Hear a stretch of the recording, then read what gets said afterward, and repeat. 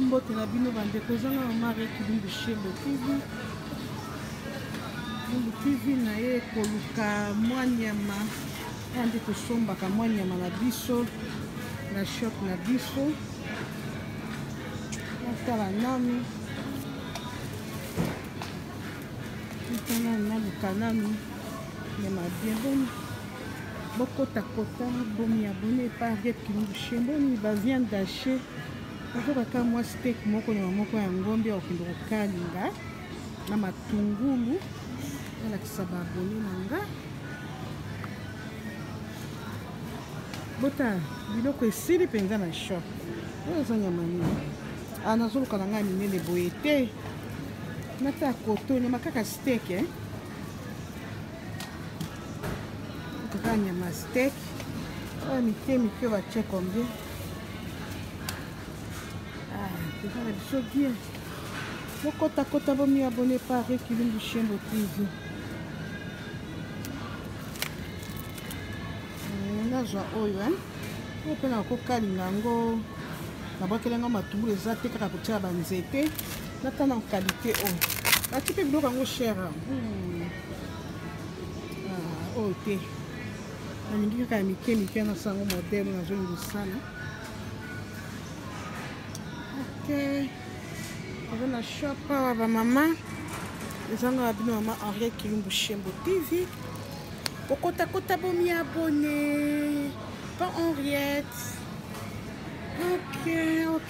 ok moni baparti yango ya nyama na moni na avance kuna pe na avance mbote bandeko balandi Kilumbu Shembo TV eza wa bino mama Kilumbu Shembo TV oyo asalaka émission ya Ezi Please na pesi bino nyonso babone na nga nyonso bambote o pena bakoti te bokota bomi abone et pas Kilumbu Shembo TV masolo eza kitoko masolo eza wow lelo tosoki toza na lisolo tokotika masolo na biso ya kolamba so momwe totie chapeau boye eza masolo ya kolamba lelo tozolambela bino nyama nazangi na base nakendaki na shop na lakisi nde nasombaki nyama na ngao ya ngombe eza recette moko simple soko oza na nzala ata samedi ata dimanche okosala yango soki bouti baeglise ata mikolo baeglise ezalaka te donc vous êtes fatigué pour ça recette no mbangu olola baka fufu mikolo nyonso boye na boye ekota ata na recette simple osaleli bana na papa na makemba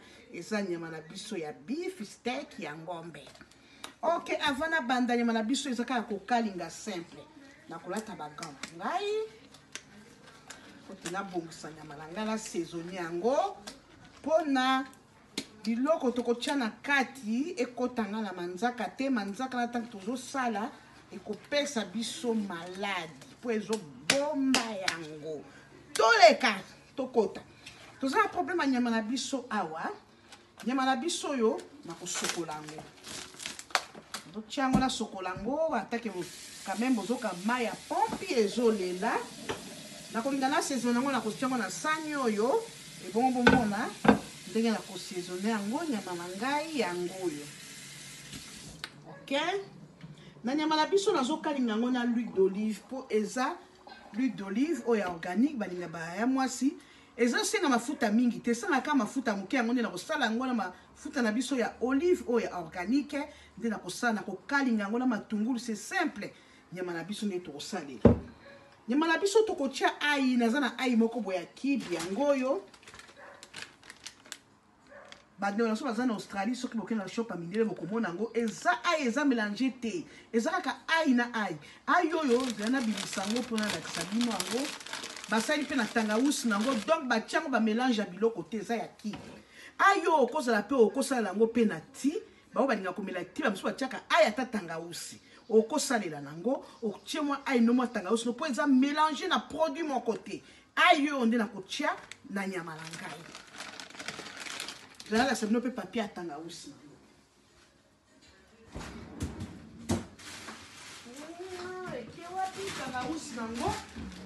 tanga usi nango yango oyo kanga photo soki eza pe na baeurope kuna menga naza na Australie na sombi ya ai yango oyo olio olekisa ntango kaka kotatuta oso olembi no tuta ai o tuta tanga usi oyo mpenza eza mélange te eza penza bio me batiaka yango na freezer olingo lamba ata na pondu no kokozwa batiba ata boni okolinga kanga photo.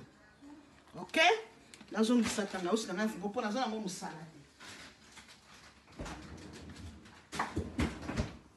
OK, nakozwa sikoyo na saisonner nyama na ngai nakotia ai oyo nayebisaki bino ai oyo ndenge natie nakosaisonner yango na ai. Mais avant la saisonner bon ndenge nyama na ngai eza neti mwa bakalite ya minene na okatakata yango na kati awa po te ezwa biloko saisonnement ekota kitoko. Ezaka okataka moke kojokisa yango pota. Je peux te dokisa yango te po ekota mwa ba biloko tokotia na kati. Pona ko saisonner yango na kati kati nyama na nga na kati. Après wana baya mwasi na lobi na kotia ai na ngai oyo. Kibia ai. Et bon soko so bikiba ai ko fanisa yango na frigo te fanisa yango na kati ya congélateur po efo ezala glacé. Soko lingola bandoko ba ko bimisa ngala bisa ko pikala. OK, eza préparé na matungulu tokotia na nyama na biso nani moutarde yango yo tokotia pe na nyama na biso yango yo moutarde ote ko saisonner yango na ai na moutarde nalinga nakotia biloko mingi te po bebisa gwa nyama na otia moutarde nanga meni wazo fi moutarde nanga ka muke ekoki po nyama eza mingi te moutarde nanga yango wana. Après ba yango tokotia mungwa na nyama na biso mungwa pe eleka te. Nako saisonner yango na mungwa. Sima na baloli yango. Nazo balola nyama na ngai. Nazo balola nyama na ngai. Nazo balola nyama na ngai. Nazo saisonner yango na ai na moutarde. OK? Totika yango soko osali yango boye. Okoki kotika yango ata ba 15 minutes soko za pressa kolia. Soko kotia na frigo 30 minutes kaka yo po ba gwane kota. Tanga ko soka nga nyama na ngai na kosala yango na matungulu. Na kosamunde na kobwaki na matungulu likonde na kobimisa yango. Tokolia yango na makemba ya kokalinga. Recette ya samedi dimanche. Sima tokosala pe salade na biso, tokotia tomate, matungulu na mayonnaise na dressing mususu ya o basalaka na salade ya lemon. OK? Na kolakisa bino. Toleka na saisonner yango. OK, balandi na biso ya Henriette Kilumbu Shembo TV. Yango to saisonner na manabiso to chaki ai na moutarde biloko to saleli yango na biloko to kosalela yango nyoso to zana makemba to zana salade to zana tomato to zana matungulu to zana nini ya dressing ya lemon basangsana pilipili to kosalela yango na salade to kotia mayonnaise na salade moutarde to chaki na ai to kolambela yango na nzungu na biso ya courant nazo tia mafuta na lobi bien que nazo kalingango na nani organique extra virgin olive oil tokotia olive oil na biso ezanzungu akura yango esengaka mafuta mingi te na banzi ekoki ndenge wana. Awa sikoyo tokotia nyama na biso pote tokalinga go wana totia nyama na biso. Awa sikoyo natie matungulu na nga na nyama ndenge na lobaki ekalingama na nyama mbala moko me nakotika matungulu ezika te naka kolongola matungulu wana kotia na nyama na biso yango wana ezokalingama na zina bendi matungulu na nga pembeni ebela na bimisango na balola nyama na ngai oyo na balola nyama na nga ntango ekobela na kopresente bino ndenge na kosopela matungulu nango likolo. Tokolia yango na makemba na mwa sambusa repas ya dimanche ya saturday ya samedi. Ok, namoni matungulu na nga nalingi te ezika, nakotia yango na sani oyo, nakobimisa matungulu, nakotika nyama yango moko ebela. Bomoni bien nazobimisa matungulu ekota na sani oyo. Ntango nyama na ekobela nde nakozwa matungulu nasopela yango likolo. La formule ezobota na mikolo, na mikolo eza simple, c'est très simple. Ok, ntango nyama na nga ekobela nakolakisa bino nde nakopresente yango nde tokotia. Ok, bokotaka. Ok, tozokalinga nyama na biso, tozokoba kokalinga nyama na biso, baya mwasi baya mobali bokotakota bomi abone. Tokobimisa matungulu na biso soki ebeli nde kaka nayebisaki bino. Nyama ekobela toka kosopela yango na nyama. Nalakisa bino yango. Nalakisa bino yango. Ok, bomona nde natia nakalingaki nyama na matungulu. Soki moto alingi olia na sikoyo nabwakeli matungulu na nga likolo ya nyama. Moto soki alingi olia akati nyama nde na matungulu ndenge akolinga. Lelo eza te kosangisa ba poivron, non, eza kaka ya matungulu. Awa nsima nango nakomema yango esika te. Biloko mosusu ezali nde nakopresente recette ngai. Makemba yango wana esi ebelaki. Salade wana nazosala yango kala mingi te. Sambusa tokolia nango yogurt na banana biloko oyo tokosalela nango na apo oyo babengi nini? Babengi apo ezali pomme na français.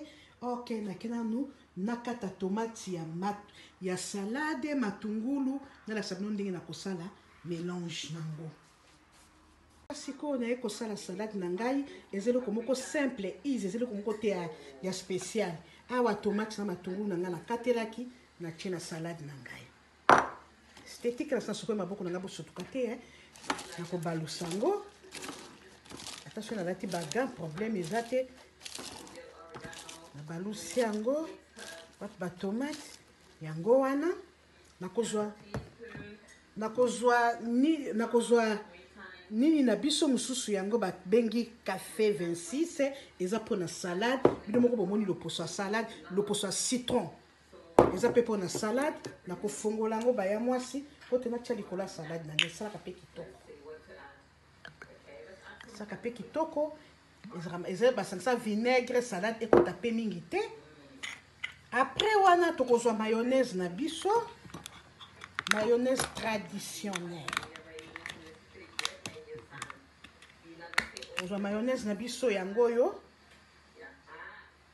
tokotia yango likolo mpona esthétique toujours.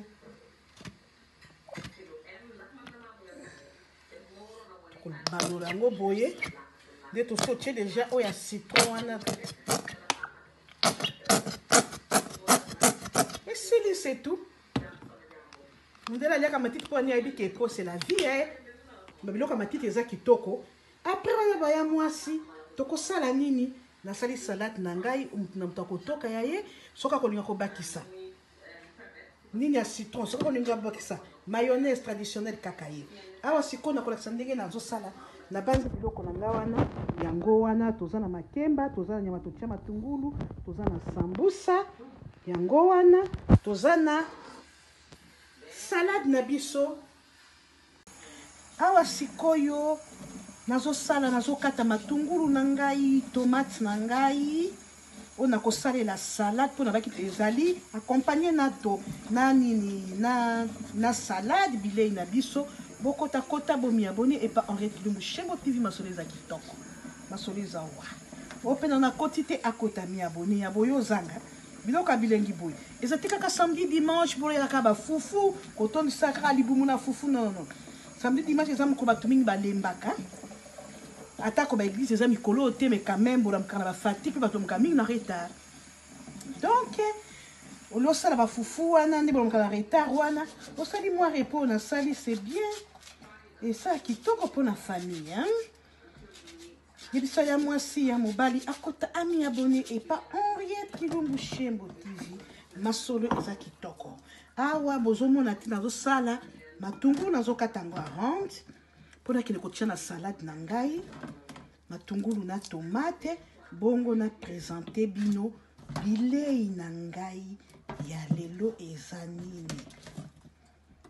on a koti te tozala masolo ya loposo soko koti kokuta mabanete aza na masolo ya loposo akolakisa bino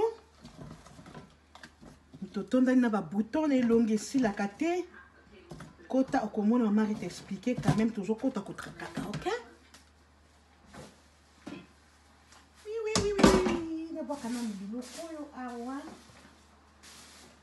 eza télé-réalité tant tosala émission mpe tozoloba tozosala n'importe quoi ok na sikoyo ok bandeko sikoyo tokomi na etape ya yogat nazosala sikoyo yogat na ya dessert na kabola ala sandwich na kosala na kotoka yogat na ngai na tiango na sani nakoya kopresente bino na tiango na sani wana eza mpona dessert tozosala mpona dessert ok yogat na ngai yango oyo yogat yango nakosala yango na pomme verte okotia bagrete okotia strawberry mais lelo na préféré kosala yango mpona loposo mpe nakolongola poso mpe nakolongola poso oyo te mpo poso mpe ezaka très important eza nde modèle botalaka nakotia na yogat na ngai nazokata nazoprésente kaka dessert nini tosaleli nango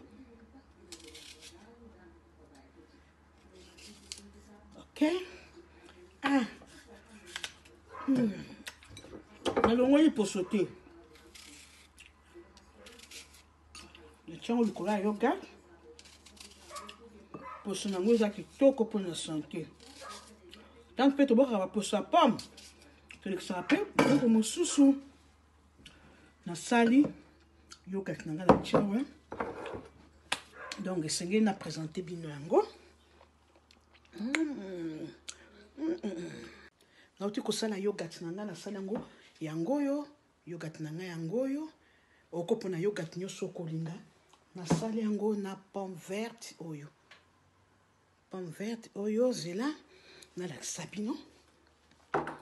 bino yango ndenge modele tosali yango na pomme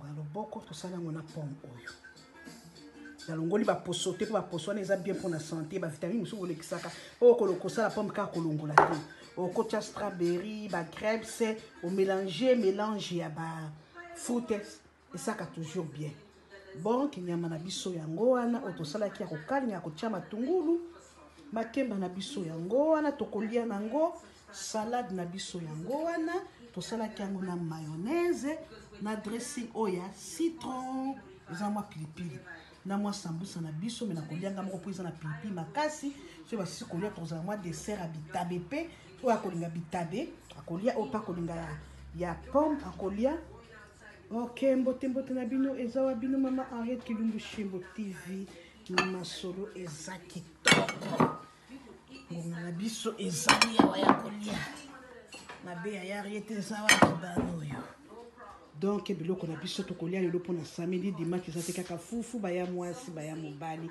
soko komela mwa drink no mwa vin mwa vitalo na yo ekosala bien bokotokoto bomi abonne pa Henriette Kilumbu Shembo TV masolo eza kitoko masolo eza